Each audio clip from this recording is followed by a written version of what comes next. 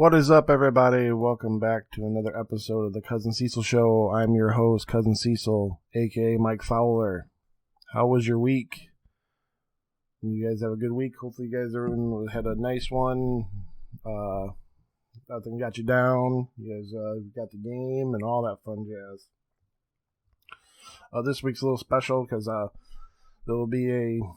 got to sit down with a game developer named Neil Jones, and he is making a game that's coming out for the PS5, Xbox One, or next Xbox One, Xbox Series X, and PC as of right now. And we get to do a little quick chat about his game and also some of the trials and tribulations, but we'll get into that later. But yeah, hopefully you guys had a good week. I had a good week. What I've been playing this week, I just been kind of pushing through the Fortnite Battle Pass, and I got to do a really quick sit down, and I did an easy platinum game called In the Rays of Light, and it is okay. I cannot recommend it if you are a normal person who wants to just try to play out a new cheap game. I wouldn't recommend it to that many people unless you have a guide. And like I do, because like shout out to iBad Driver on YouTube.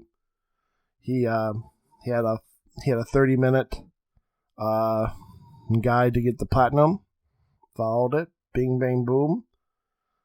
Took me 45 minutes because even his videos, like he's going to do some cutting, but he's got to walk for 50 kilometers or 5 kilometers to get a trophy. But with him, it was very copacetic. Boom. Got the platinum, number 190 for me.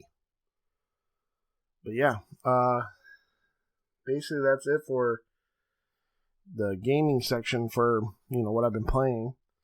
Let's get into some of the quick news. Luckily, it was, in my opinion, a shorter, smaller, quiet of talking for news before we get into the interview. But like the Gamer reports that the PS3, PS Vita, and PSP stores are closing permanently in July. The Vita one is aimed for August 27th. The announcement is planned for the end of this month for this to be confirmed. So it's not set in stone, but yeah, I'm not sure how I feel about that because obviously that goes into that touchiness of you own digital games, what are your rights to them, the idea of that they can just take it away, so it does stink in that sense. So unless they're going to come out with we're going to shut down the stores, but we're going to have an online inventory that you can still access that what you've purchased. That's what we can do. As we're trying to say, save server room. I'm not trying to defend it because I don't think it's right. The idea of, hearing the whole rigmarole of what they're going to say, like, okay, as long as you can probably access games, but you can't buy no more new games. It sucks. But it's just the way it is. It just kind of, I do think it's kind of crazy to hear that PlayStation does a silent treatment and then they announce it later. They'll address it when they want to instead of waiting for these rumors and then they don't kind of try to settle it down. But I digress. So we'll see. We're getting close to the end of the month. We'll see if they say anything by the 31st. Amazon Games announced that they are opening a new game studio in Montreal that will focus on an original AAA game. First Project is an online multiplayer game based on a new IP, headed by a bunch of Rainbow Six Siege vets.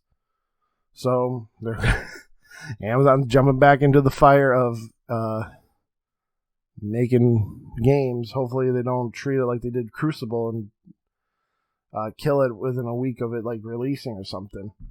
So, hey, congrats on people getting jobs for this, times, but we'll see if it sticks. Disney kind of ripped the Band-Aid off. Finally, they announced that Black Widow is coming to theaters on July 9th and on Disney Plus with the premiere access, so $30. hopefully $30. I better not do anything stupid like go, oh yeah, it's 40 because it's Marvel.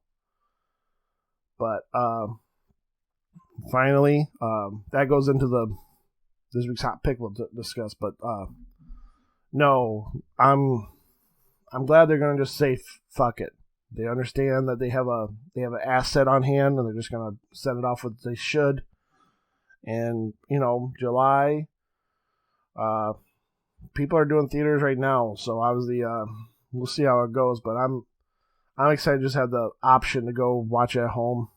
It'll be probably my first quote unquote rental from Disney Premier Access. So I'm excited. Which then also this pushes other movies. I didn't grab all the dates, but makes like Shang-Chi, The Legend of the Ten Rings. That will now open on September 3rd, 2021 to keep the Phase 4 ball rolling. So that's really neat. Another movie news, Ghost of Tsushima's movie is in development by director of the John Wick series, Chad Stahelski. Hope that's right. Also mentions that the article that Ghost of Tsushima has sold over 6.5 million copies now since launch. Last number we got was 5 million sold last November. And then they said Sucker Punch Productions is also serving as executive producer of the movie project. So now we know all four of those Sony movie TV projects that we discussed way back when they kind of teased this Twisted Metal, excuse me.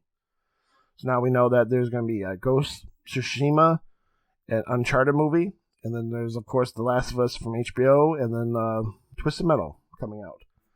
So I think I'm kind of surprised Ghost of Tsushima. I know it was a hit, but also do we need another samurai movie? Even I'm like, we'll see. I mean, it'll be interesting to see what this director brings into it since of the renaissance of what John Wick has done for that kind of action silent type movie. Not silent type, but you know what I mean? Keanu doesn't talk that much in the show, in that movie. But yeah, congrats to hear. I'm excited. We'll see when it goes. It's obviously way too early to go oh, it's coming out now. But yeah. Xbox Live retired. Now it'll be called Xbox Network. And this week they started, I believe I saw it started testing, they're lifting the requirements to play free-to-play games and as well as party chat because of the thing. I'm not 100% sure because I'm not in the ecosystem to really discuss, but I think they're in the process of switching it so that, PlayStation has been since they required online play for PS Plus. They're going to make it so you can play Fortnite, you can play Apex without an Xbox Live membership, which is good. I mean, it should have been done prior, but it is what it is. Hey, congrats. I guess we also can do it right here. There's also discussion that Xbox is in the talkings of buying Discord for, I think I read it right, $10 billion. I took a quick read. It's more the Microsoft side. I don't want to just say, oh, it's Xbox. But Microsoft is looking to expand their portfolio with a communications app like Discord. Discord is obviously a very huge one. I am not in the generation to see the reason oh, it's huge. Even the article I'm reading, it says it's very heavy for this guy says it like that, but Gen Z uses it, and I don't understand why. Maybe it's because Gen Z really has friends, and they also been programmed as a younger age to use Discord as a party chat instead of your coordinated server, your PlayStation or Xbox Live party chats. Because I understand everybody's oh, we're on different things. So again, I'm looking at it as an outsider looking in. But but for $10 billion, I know that's a drop in the bucket again for Microsoft's wallet, but I'm not 100% sure. I'm not in place to go like, oh yeah, that's a good deal. Or not deal, but like a good investment. I know that they just really wanted a community-driven item in their portfolio. They failed on, they tried by TikTok, they tried by Pinterest in the past couple, like past year. Those kind of fell into the fall, so I don't know if they're just seem hungry. They're looking for the idea of buying it before, I think Discord is about to go public, or maybe just became public. But I'm not 100% sure on that shit either. Except, again, this one's just more about why they would do it, because they just wanted they just wanted to set up the communities for the Microsoft to profit on. But yeah, and then looks like we got 3 more like stories before we get into the interview, and I'll walk that through. That zombie game from Turtle Rock, Back for Blood, has been announced that it is delayed. Again, I'm going to Marvin's room for even opening up my big mouth and telling you my most anticipated games of this year. They just want to come and hurt me. But it was delayed till October 12th. And the only perk of silver lining to look at it is there's going to be an open beta in the summer spot of around its release window is supposed to be. So maybe we can get in the beta and still check it out in the summer. Of course, take all the time you need, Turtle Rock, but grr. Comic-Con is coming back for a 3-day fest on Thanksgiving weekend. And I don't know why. The news kind of came out yesterday of, behind the veil, the day before this recording, so yesterday, Saturday. And they're like, guys, get ready. Comic-Con's back for a 3-day fest on Thanksgiving weekend. I'm thinking, Thanksgiving? I know, I'm like, still in San Diego, and I saw someone poke a joke out there. I'm like, what sounds worse? Going to Comic-Con on Thanksgiving, or going to your Thanksgiving with your family to see your anti-vaxxing family members? Maybe take a bullet and go to Comic-Con. Who knows?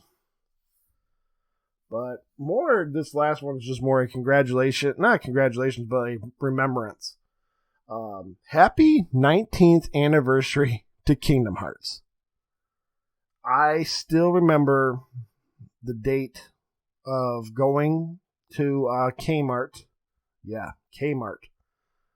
And picking up Kingdom Hearts. I remember getting back in my dad's van. Like, we had one of those big vans that we even had a little TV in it and shit. I remember watching Waterboy or Austin Powers 2. I can't, like, that part gets blurry, but I remember holding that black case with the nice gloss of like that dreamy cloud Kingdom Hearts. Like, it's about the original Kingdom Hearts on the PS2.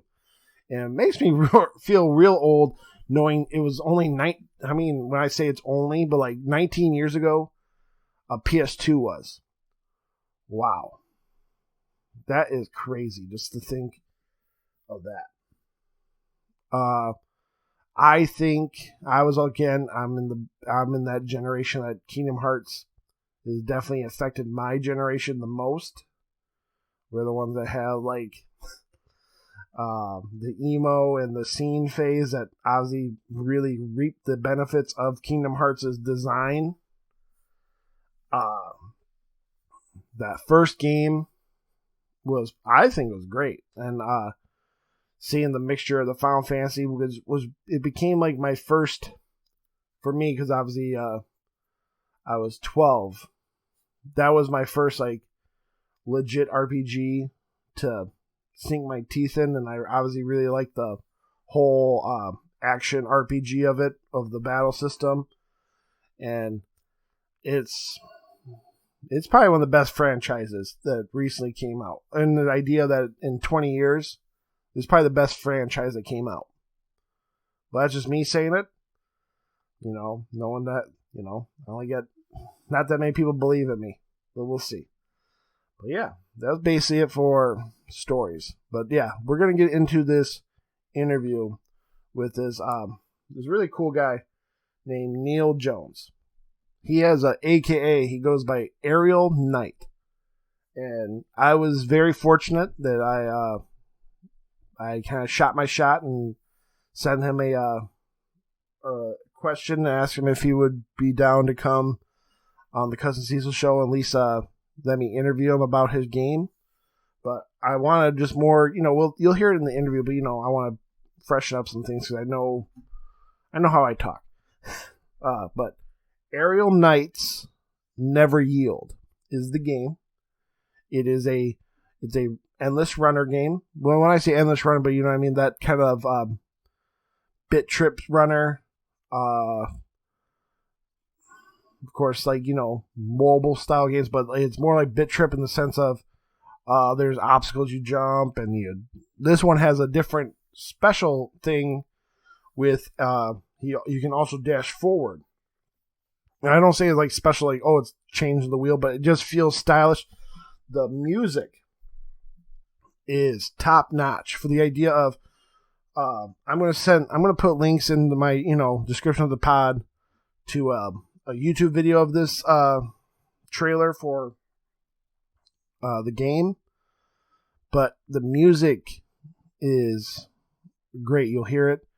It's like a mix. It's like Cowboy Bebop anime, like that jazz style. It's really good. It makes you really want to keep playing and running through the story, because this is what makes it kind of cool. It has an actual story for a runner, and if you check it out, he made the game by himself.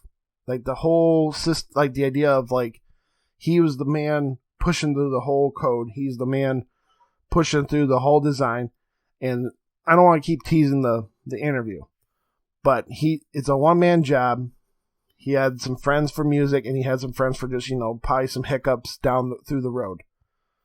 But again, I'm going to not waste your time. I hope you guys enjoy the interview. And again, it's Neil Jones. Take it away, past Cousin Cecil. But all right. Hey, welcome. Well, thank you, future Mike, for bringing me over here, because I'm thinking we're going to put this as a little segment into the real show this coming up week. But yeah, this is past Mike with past Cousin Cecil with a special interview that I got to meet up with this gentleman named Mr. Neil Young, aka Aerial Knight, and he's a game developer out of Detroit. And he has a game coming out that's going to be out on basically all the new gen consoles, PC. That will be Aerial Knights Never Yield. And I'd like to, hey, how you doing, Neil? Hey, man, I appreciate you having me on. You got my second name. You got the Aerial Knight part right. It's Neil Jones, but it doesn't matter. The important one is Aerial Knight. Yeah, I'm sorry. No, I thought I said Jones. No, it's all good, man. Don't worry. Trust me, they won't even know about it. I'll probably even put it and fix it. But leave it in. It's funny. But all right. No, I have you on here because I heard of you because of about 2 Saturdays ago. I was watching IGN's was streaming like this indie creates little like expo, and they had you on there, and you were presenting your game, and it just caught my eye because if you like, Neil, why don't you tell us what is Never Yield about, or what type of game it is, because it really caught my eye. I think it would be really good. Oh, man, thanks. I appreciate you, enjoying the showcase and my part in it. But Aerial Knight, or Aerial Knights Never Yield, is a narrative runner. A narrative runner is pretty much a runner, but kind of updated to 2020, the modern times. So it's not an infinite runner where infinite runners can go on forever. This game has a story, a brief little story, but a story nonetheless. It actually has a ending. It's we track everything from the current time per level through the overall game for speedrunners. A lot of quality of life things. We have cutscenes. We have dope beats. It's a hip hop jazz soundtrack that people like to jam to. We have artists from all over the world who perform on a couple of the tracks, not all the tracks, but a couple of the tracks. And overall, it's just like a really chill game that is a nice short experience that you can. I was intentionally aiming for an experience that you can, pick up and play a couple times and actually finish. And it's not one of those 100-hour experiences that you just gotta play for months on end. It's something like compact and enjoyable, and the controls are simple enough that you can pick it up and put it down, but deep enough so that if you want to speed run the game you have, all the tools necessary to do so. I like your modesty because also for the people who haven't checked it out yet, you said some things that are very different for these. Even if I know it's not Infinite Runner, but obviously when I watched it, you get that really the more modern one, that Bitstream Runner, like that more Bit Trip Runner, yeah, Bit Trip. That's what. Excuse me. And then it was you have but the thing that you say, because you can do a speed run on this idea, is because the controls are a little different in the sense of compared to those ones where you have a dash that I was watching when I played the demo last night, and I do enjoy the whole. I actually enjoy the whole artwork, the artwork that you have. I also appreciate like the idea because we were both from Michigan. His Detroit jacket for his like sports varsity style jacket. Of the character. And I was also wondering, is there any other Michigan-esque things in there? Like, is there a Michigan pothole as big as a fucking crater? You got some. Does the man get some buffs at the end? What's going on with the? If you want to describe that. Actually, I started backwards. So you said does he get buffs at the end? I actually give you all of the controls and all the features up front. So the game, from level 1 to level 8, like it's same mechanics, same controls. We do throw different obstacles at you, so you have to kind of look out for that. But basically, the game works the same the whole way through. It's not like a Metroidvania type thing where you pick up skills. Even though those games are, really cool, I found it a little more, different to not do that. Sometimes, not doing something is harder than, actually doing something because I could have easily just, gave you like an awesome mechanic at the end. But I wanted it to be, constant, consistent kind of feel. Potholes is an amazing idea. I really wish I could have did something like that, but that's cool. We do have a bunch of different outfits in the game. That Detroit one was like a callback to Axel Foley, because that character was from Detroit. And I forgot the first part of your question, but I think I got the end part. Oh yeah, no, you got it. And basically, if you want to, with that in mind, because I obviously know the answer because of the previous stream, but usually these environments are, how'd you set up the environments? Like, was it like so I modeled everything myself. I did like 98% of the art by myself. But there was a couple things that, going towards the end, I just had to go find some stuff. And the character's face, I had a lot of help with from concept art from my friend Angie, who's also Michigan based, to like the high poly face model, because I could do like bodies and hands and feet and all that stuff, but the faces like always throw me off. But other than that, yeah, I just really took my time. It's my natural art style. So, I draw inspiration from like Suda 51 and all of those low poly older games, like, the AA games from the Xbox 360 era. So I kind of gravitate towards that style a little bit more, and low poly just kind of is easy to run on everything. Because when I was developing the game, I wanted to make sure that it could be ported to anything if I wanted it to, but also it looked really good on everything that it was ported to. So I kind of try to future proof it that way. Right. No, and then also because you're doing this by yourself, basically the whole design, like the whole outline and everything. The thing I was going to so the viewers know is uh, every little wall to jump, everything to slide under, you put there. You didn't use like a procedural style of making a world or the track. So that's I'm more giving you kudos, like because even that demo, I'm like, and in my head I'm thinking this guy put everything in this goddamn thing. He he just busted his own butt for no reason. Yeah, like procedural generation, it's interesting. But like the more detail you want in like a world or environment, the like harder it is to just kind of randomly drop stuff places. So I did it for two reasons. For one, for I wanted a little bit more detail than procedurally generated things can offer, and two, because if I wanted speedrunners and people like that to kind of gravitate towards this thing, I needed to go more the old school route, like Sonic the Hedgehog and things like that. Even though it was a pain and it was the most effort to like kind of hand place all of these things, it gives the player the capability of memorizing a level. And everybody's kind of on the same playing field. There's no, hey, I got hit by the RNG guys real hard, so I couldn't pass this level. Everybody like has the same starting point. Right. No, and that also goes into there's a demo out on the Steam for your PC, and level 2 of that demo, I already noticed. I'm like, oh wow, my character was during like right around the mid range. I could have either jumped or my character I just didn't jump in time. I slid down to another lane, and then in my head I'm thinking, there's the replayability for that level that I need to maybe this time jump and maybe I'll get the first level had a secret coin for a bonus level. So I'm like, there's multiple lanes for this runner, which is really cool and very different. And that's really hopefully makes people see Never Yield shine as one of these like indie style of, games, even coming out on PS5, Xbox Series X too. That's big for, this is, I was looking through your website, a little autobiography for like this is like your first like on your own like published game. Well, you had a publisher, but this idea that's coming to a console, right? Yeah.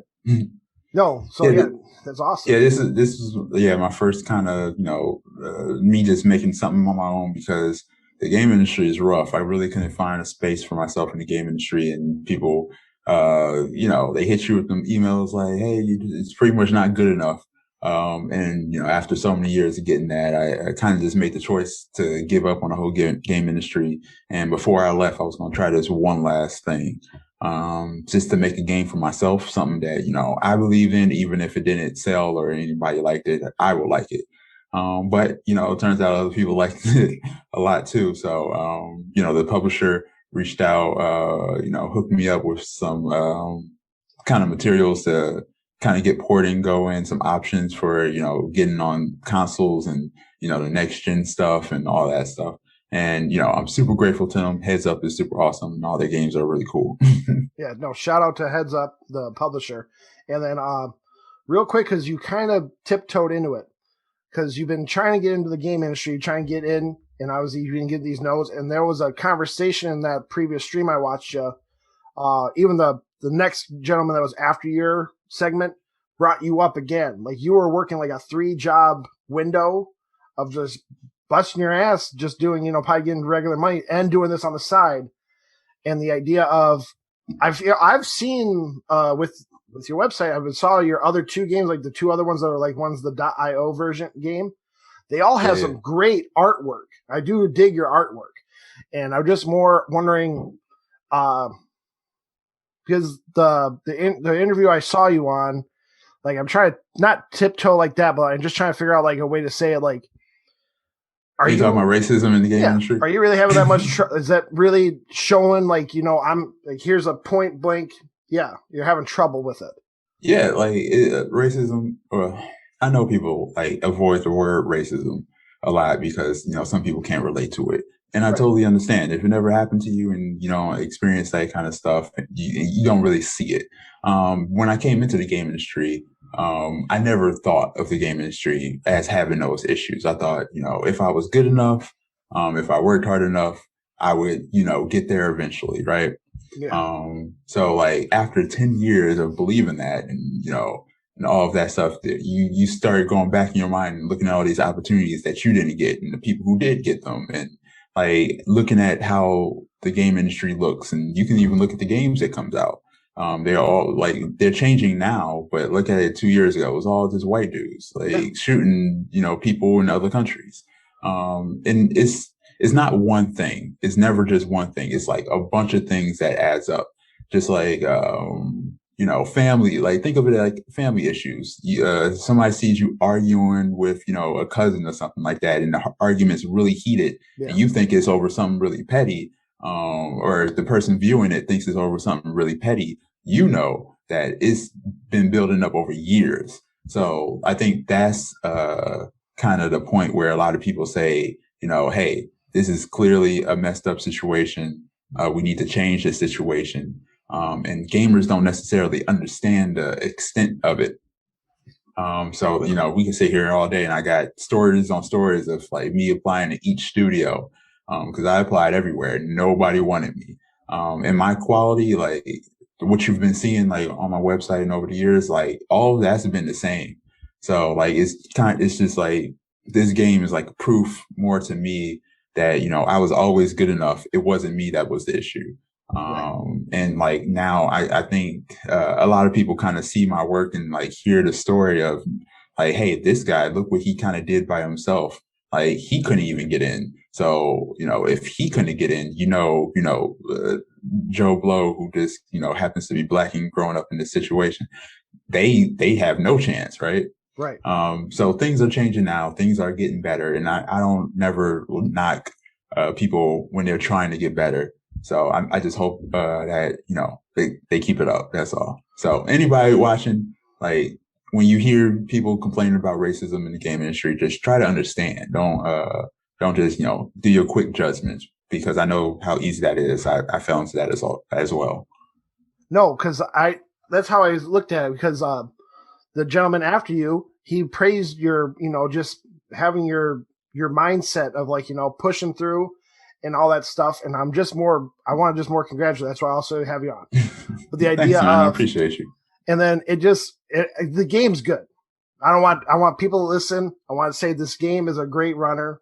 And I'm also here because I saw, we haven't even talked about the music. I know we said that. But that music is excellent as well. And that's obviously your friend, you said, that's from Detroit as well. Yeah. It has a style. You said hip hop jazz, but it also has because, oh man, it gave me that cowboy bebop anime like style of like vibe and like a Lupin like intro. It was you got it, man. That's kind of where we came from with it, or ended up doing with the first song. And like the way me and him go back and forth with music, like all my projects that I ever done, he's the one I call because, he's been in this very similar situation. We went to the same high school, same college and all that.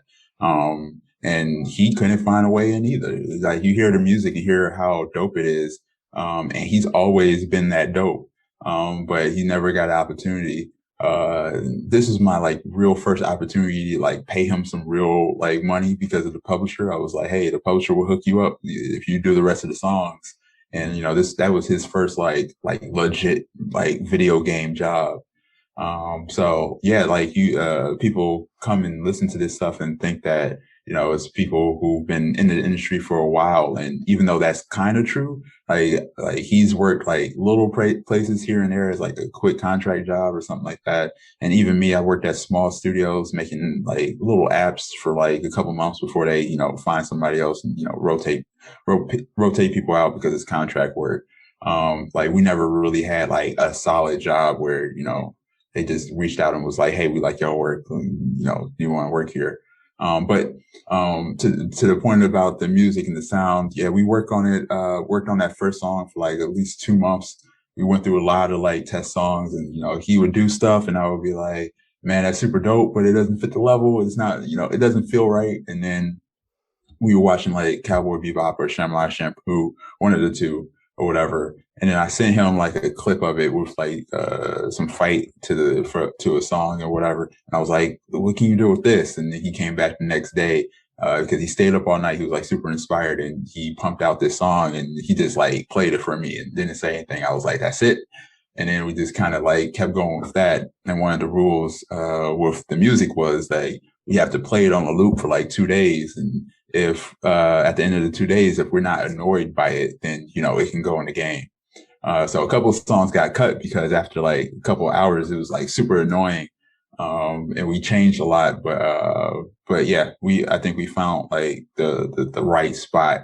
And I think people are going to really like the last song because like we put like probably I think how many levels is it? It's like 12, 13 levels, something like that. So all 13 levels took a certain amount of time. The last song took just as much time as those other 12 songs. Oh, wow. And it's like 8 minutes or something like that. But yeah, he went all out on the last one. Well, I'm excited. I'm also was wondering because of for this episode, there's been some recent things going on with like the industry having like layoffs or like delays in games. And I was questioning for an indie developer because I've heard it. Somebody said on Twitter said you'd be very surprised the difference it is this pandemic has done with indie games to AAA games. Did the pandemic, in the sense of kind of helped you out as an indie developer, in the sense you had more time or whatever, Pandemic.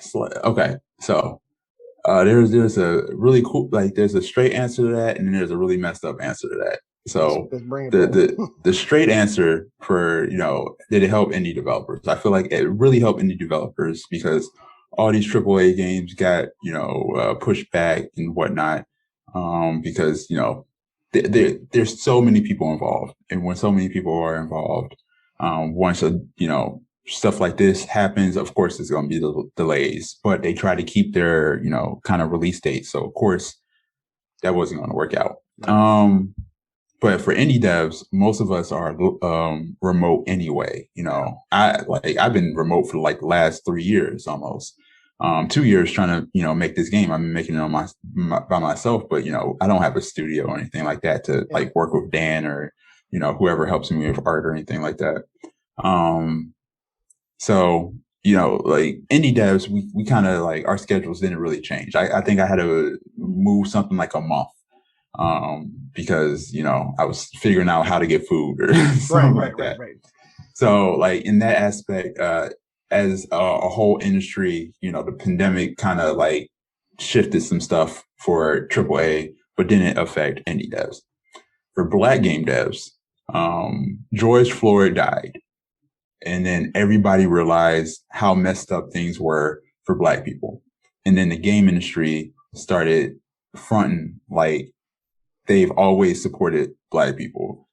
Okay. And then people started calling them out about it. And then the game industry kind of sort of had to live up to some of their, statements about it.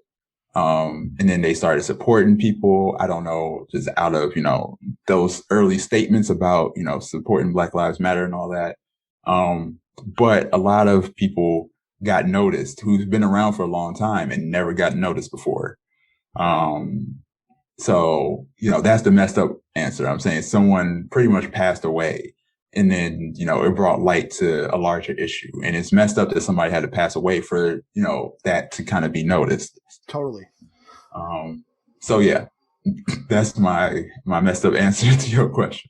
No, of course, and I'm glad you answered like that because I am obviously I'm just not blind about it. I'm just more obviously I have no experience, and also I'm not a game developer for the main part of it. And obviously, that's why I like to hear these information. And I'm glad you brought it up. And also, I would never bring it up unless you said it because I've never want to ruin your bag. If you know it's all good, man. But because I don't know how it is. And I'm glad you said it. And also, I'm glad that someone's out here saying, like, you know what? Some of these big motherfuckers are just shining people just because of a bad thing. And you know what I mean? And Yeah, and they should have been highlighting these people because it's like a lot of these people are amazing. And it's a lot. There's a lot of layers to it. I don't think anything was intentional. I don't think the game industry, like any individual, intentionally like is like, hey, we gonna make this system that disadvantages certain people over others. I think it just kind of came out of that. You know, it evolved into that. It was born from that. And it just kind of kept going. So like when I talk about these things, it's easy to point a finger at like a certain studio or a certain place, but I try not to blame people because that's a fight that's no one's gonna win. Like, and it doesn't matter. Like, an individual person doesn't matter. It's like the whole. It's the system that you have to kind of work on and figure out. Right. It again, for a way to leave out of that, like it's like that butterfly effect, and the part of that butterfly effect that we don't talk, or they always talk about when the flapping of the butterfly wings. No, something happened that as much as like a tsunami, and now we're just seeing the ripple effect of what happens, and maybe going for. I'm hoping, like you, probably it's going for good, and I'm hoping that how you made it sound. I hope that hearing the people on Twitter is giving you, you're not having this as your swan song. Hopefully this will be now your presentation. Say, why didn't you hire me? Let's give me in with this studio or this studio. Cause no, I mean, I'm working now. Like I got, opportunities all over the place. But it doesn't like I said, one person don't matter. Like, even though people are like kind of listening to me and like hearing like my specific story and my game and whatever, and I super appreciate it. Like, I'll talk to people all day. Like I said, I like anybody who wants to talk to me, I'll hop on a call with them and have a conversation, if I have the time. But the thing is, like, when the hype dies down, when my game is come out and is done, who the next person, like, they need, some kind of like shine. They need to be, highlighted without any extraness. They shouldn't have to like, I'm fine with like speaking on stuff like this because what they going to do to me that they haven't already done. Right. But like the kid who just graduated from, college and like is super excited about the game industry and who doesn't know about any of this stuff, like, that's the person we need to kind of look out for because it's too late for me. Like, I'm already tainted. I'm already super bitter. Oh, right. Oh, well, I'm more happy, and hopefully that's what I didn't want to. I don't want, you guys are pioneers, but you know what I mean. Just the idea of you guys are opening doors for the people coming up too. Yeah. And hopefully, like you said, you have a job and everything. That's great. And I just more. I'm excited for Never Yield because I'm one of those guys who went on PSN, and I know all the AAAs are coming, but I am the one looking for all those indies. And I was wondering, because I know that you're talking about it during that you were working on the achievements for PlayStation. Did you possibly got a platinum trophy for it? I don't know how that works. Like, there's like, PlayStation, Xbox, and all of them, they have like really specific rules about platinums and whatnot. I'm just saying, I made the list. I got the list out there. I will say my achievements are completely doable. I hate hard achievements. If you beat my game, you pretty much got all the achievements. Okay. But as far as like having a platinum, I don't know if I actually get that because it's indie. I don't know if indies get those. Oh, they do. I was going to say, I'm here to more give you a message so that if you get down that, because I don't know exactly when the release date is, but if you get a chance when you send your achievements in or trophies, I'm just going by also the words of, Greg Miller, who said this to regular Joe Schmoes of developers.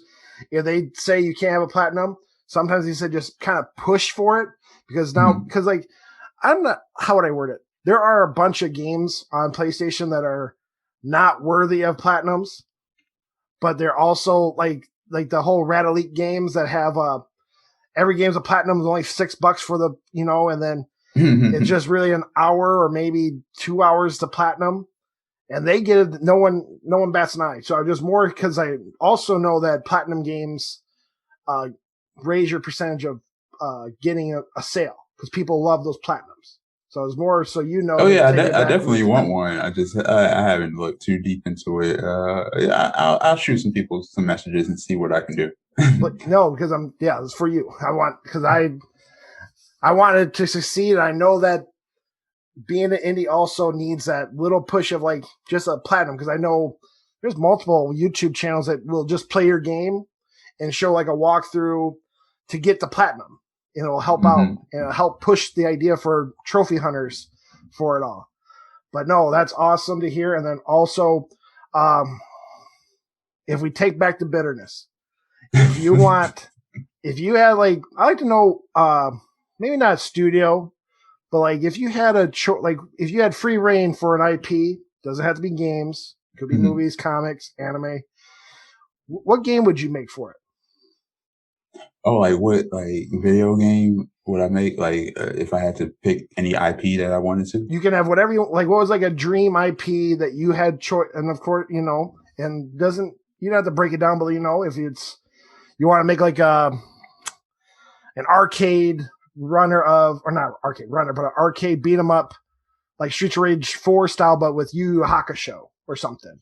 Oh, I got you. I would want to make like really, really short story, like 2-hour video games based off of like comic book superheroes you never heard of. Any certain hero in particular? You're talking to. This is the bread and butter of the Cousin Cecil show. Hearing about comics and all the nerd stuff. Oh man, you should see my opposite wall. I got all these like graded comics. But probably some like what I forgot what universe the Static Shock and all them. DC Milestone, they're coming back. Yeah, the Milestone verse. Like probably a lot, like probably just do like the Milestone verse and make like a bunch of 2-hour like little mini games, not mini games, but very short storied games. So not like a full like think Spider-Man Miles Morales, but instead of it being like 10 hours, making it like a solid 2 hours or something like that. Would you want to do like the whole sandbox for it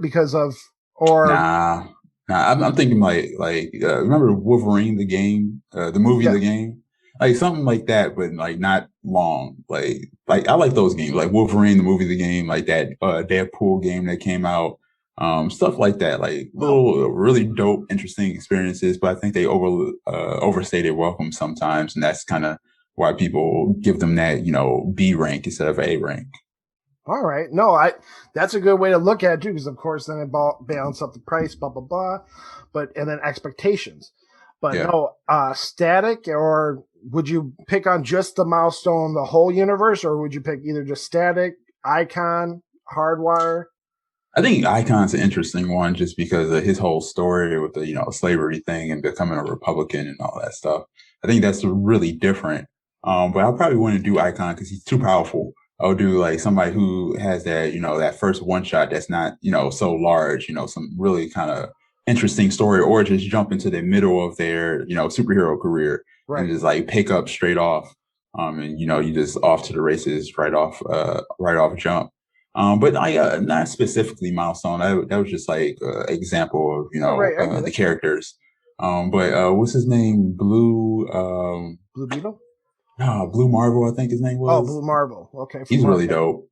Jump into like the middle of his career or something like that, or go to like the end of some character's career, like I forgot the big one in the House of X, where he was giving out, like he was making golden eggs that were like the thing.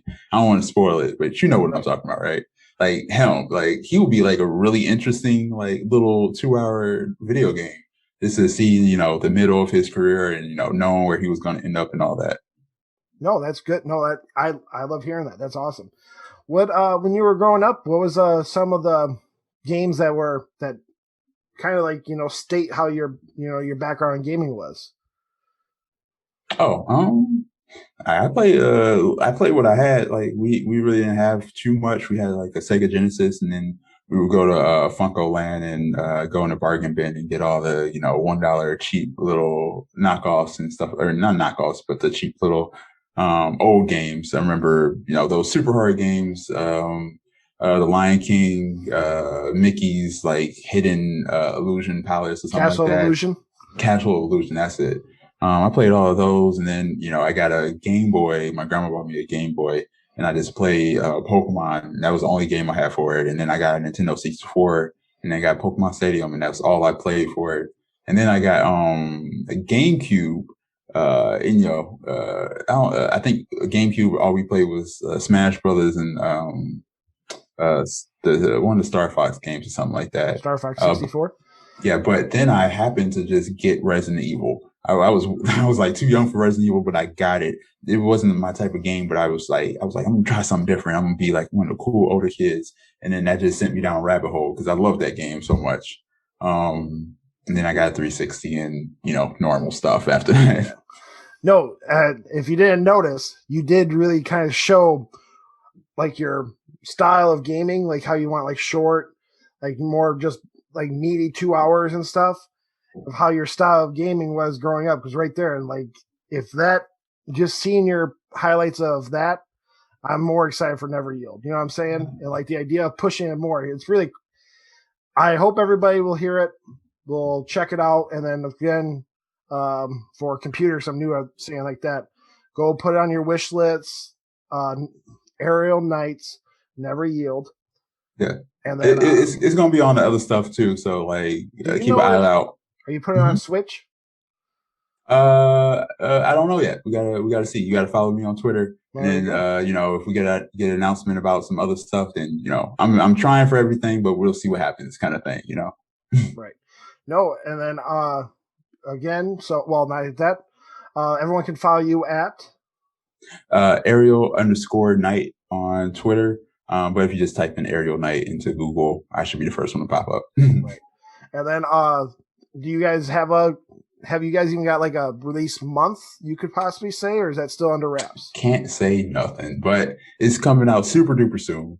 Like it's gonna be like one morning I'm gonna be like, hey, this is the announcement, and then just get ready, it's gonna be on everything. All right, there you have it. No, again, just more thank you, Neil Jones. There you go. Of coming on the show. Obviously, yeah. If anyone could check out Aerial Knights, Never Yield on all, at least guaranteed on PS5, Xbox, and Steam. When it comes out very, very soon. And I just want to say thank you, Neil, for coming on. But yeah, thank you, man. I appreciate you. And we'll go back to Future Mike, and you guys be good to each other. Peace. Now, wasn't that great? Even fucking past Mike is too dumb to pronounce a person's name and right. But yeah. There's the show. Hope you guys enjoyed it. Again, this week's Hot Picks is for music, which I'm also not going to be putting the music at the end because of last week's episode was pinged on YouTube. And so I did the simple thing. Oh yeah, just pause the music and mute it, and then now that YouTube is getting not like it ain't nothing to change the world on, but the idea of I'm getting there's multiple views more than every other video on that thing because it's not monetized now. I'm not saying I was making money. No, I'm talking of like it went from 0 of usual episodes to like 5 viewers. Which I don't like seeing that they make the algorithm make it look like, oh, there's no one making money off this. Let's bring it out. But for music, is Penguins by Young Dolph and Key Glock. TV is definitely going to be the Falcon and the Winter Soldier. This is a very, very good series. Way better than WandaVision. And here's a little behind the veil. There's going to be my Snyder Cut, not spoiler, but discussion I got from geeksworldwide.com. Casey Walsh joined me, and we talked about, I think, while I'm talking, the discussion is in my head. Do I put it on the same day as this show, so tomorrow? So Monday, or do I make it go out on Tuesday? I'm not 100% sure, but you'll find out. But there's a bonus episode, so I've been putting in the work for you guys. But he said on there, because we got 2 Falcon and Winter Soldier, this was supposed to come out first. This was supposed to come out before WandaVision. Like, it was supposed to be Falcon, Winter Soldier, I believe Black Widow, then WandaVision.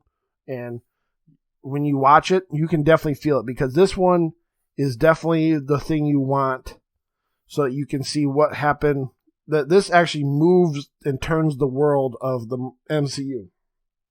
It explains, like, what's going on. Like, well, not everything, but, like, the idea of, like, some bigger plots of, like, what's going on with people who came back from the blip or after blip and all that shit. I do dig the new way of doing Flag Smasher instead of being a one-man villain. It's kind of a group, like a movement group that, spoilers, and the idea that the Flag Smashers want the world to go back to how it was during the blip when there was less people. And I saw the tweet that said, nothing like modern movies to make left liberal ideas the bad guy. Like, you had Flag Smasher about having, like, no boundaries. Everyone should be working together, blah, blah, blah. And they had 4 pictures, and I forgot the rest of them, but I just thought it was funny. I'm like, oh, man. It's that idea of having a villain that actually has a good point. Like Thanos didn't do nothing wrong. He wanted half the world gone because of overpopulation. If you know, you know. but yeah. Definitely, it has 2 episodes out. Comes out Fridays like WandaVision did, but this one's definitely better. There are some moments, but also I should not be the one saying, "Oh, I don't like it." But there's some over the top hitting on the head, and people say, "Oh, they should just address it because it keeps you for our world to think about this."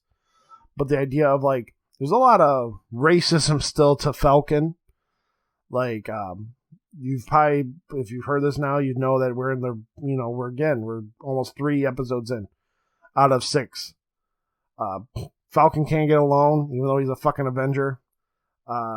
He was racially profiled in episode 2 with cops. I'm thinking, goddamn, can't systemic racism not survive a blip of anything? Like, it just stays there strong, like fucking fungus.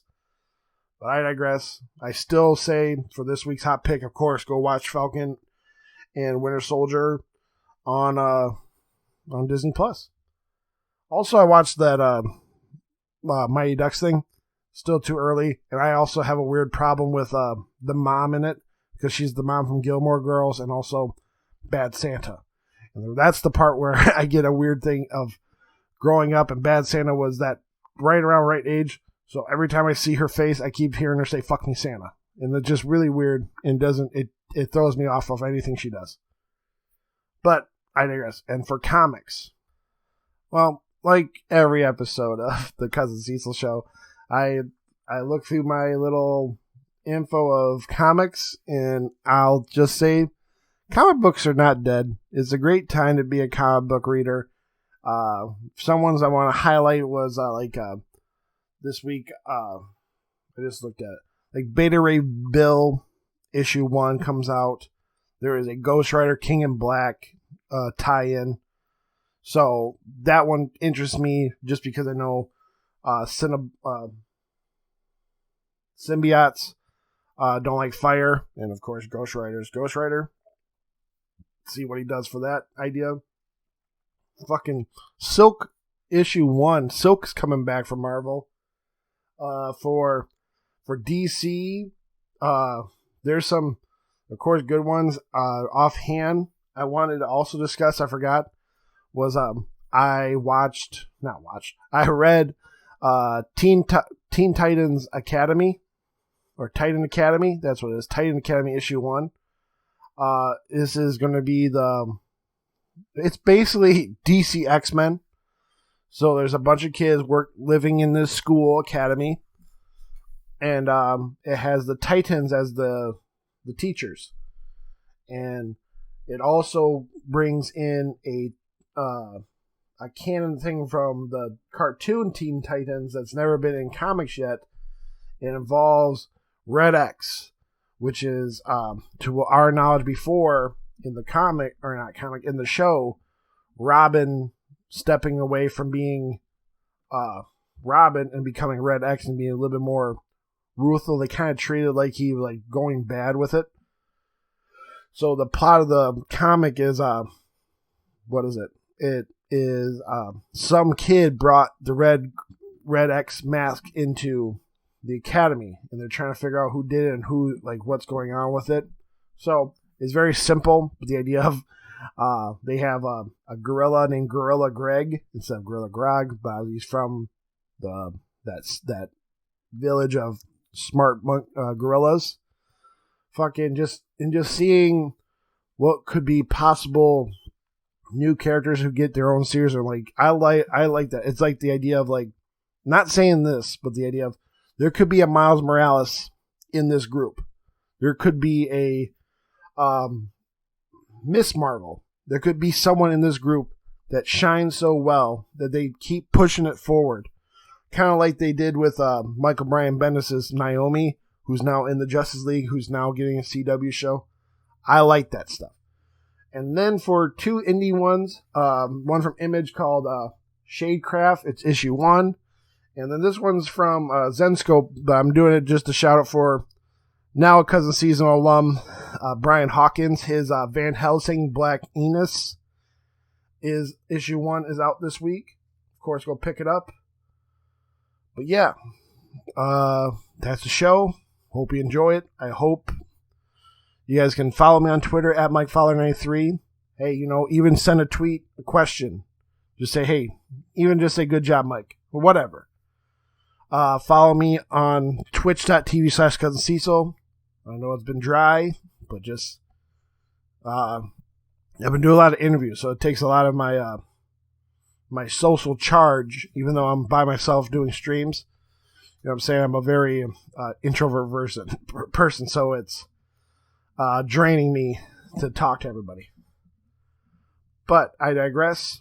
And then, but yeah, until next time, you guys be good to each other, and peace.